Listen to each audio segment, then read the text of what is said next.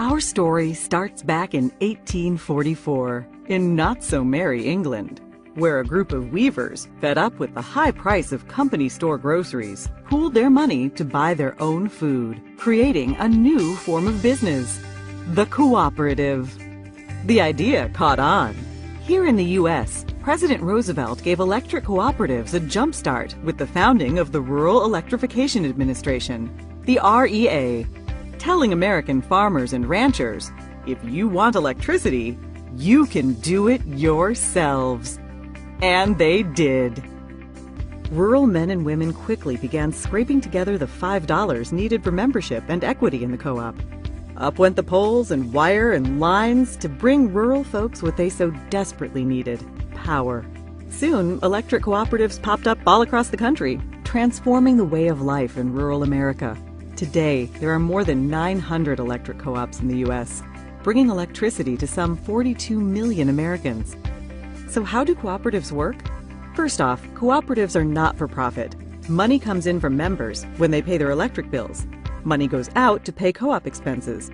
A little bit is set aside for emergencies and the future. Any left over is returned to members. Pretty sweet, huh? But it's not just about the money. Co-ops exist only to serve their members.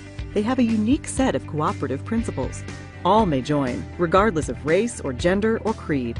That's the first principle of cooperatives: voluntary and open membership. Members vote for their directors to lead their co-op. They vote yay or nay on big issues. Majority rules. That's the principle of democratic member control. Everyone pays a little money to become a member. An owner.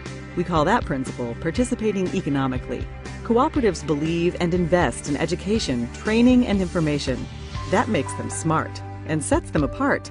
Cooperatives stand on their own two legs. Decisions are made locally for local people. We call that principle autonomy and independence. But cooperatives also work together.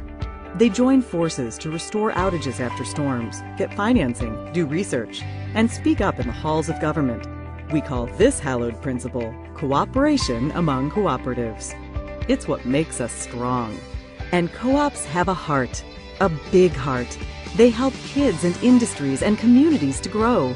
They give to hospitals and fire stations, ballparks and businesses. Cooperatives deeply demonstrate this principle: concern for community.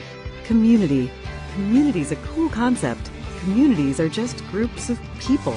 And that is the cooperative's secret ingredient. It's the dedicated people who work day in and day out to provide reliable and affordable power. It's the elected people who shape the policies and tackle the big issues. For the most important group of people, the members. Members, the whole reason cooperatives exist. Now that's the cooperative difference. And that's the cooperative advantage. Brought to you by the passionate people of NRECA.